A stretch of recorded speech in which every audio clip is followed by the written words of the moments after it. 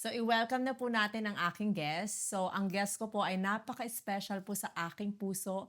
Sabi ko nga guys, hindi ko kailangan ng kaibigan, pero isa siya sa mga may pinakamalaking parte ng puso ko ngayon, maliban sa husband ko.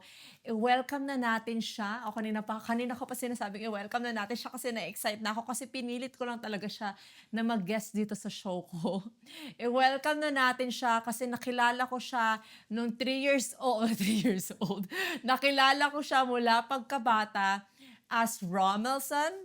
Ngayon, siya na po ay si Melinda. Welcome na natin si Melinda.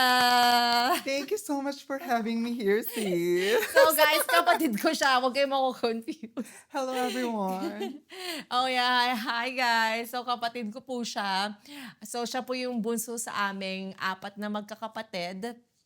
And I think dapat pala ito pala yung intro ko. And of course, sabihin nyo nang siya yung pinaka-close ko sa aming apat. Well, sorry naman sa mga ate ko, huwag kayong masasaktan ha. Kasi I think age gap din yan. Diba? So true, sis.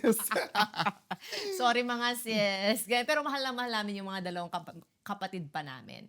So, ayun na nga sis. Ang pagkukwentuhan namin ngayon guys, yung about sa childhood namin and yung relationship namin as magkapatid guys kasi napakasolido talaga namin together. Kasi sabi ko nga guys, hindi ko kailangan, paulit-ulit ko kasi hindi ko kailangan ng kaibigan or wala akong kaibigan kasi siya pa lang at yung husband ko, enough na.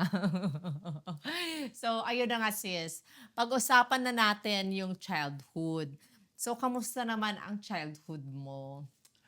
Well, I can say ang childhood ko ay napaka-colorful kasi pinalaki ako ng aking grandma and also my Mhm. titas. Hi, tita! And hi, grandma sa heaven. Mm. Well, I can say na sila yung nag-mold sa akin nung bata ako. I mean, being kind and respectful at the same time. Yeah, and I think pasensyosa din. Sobrang Yeah, so true, pasensyosa mo. sis. And then until what age ka? Yun guys, if you guys yung sa mga taga sa amin for sure kilala kami. So ayun na nga, growing up talaga hindi kami magkasama sa isang bahay. So Yeah. nasa kapitbahay namin siya. Isang compound lang kami. So sa compound na yon, yung sa lola namin, which is sa mother side, 'di ba?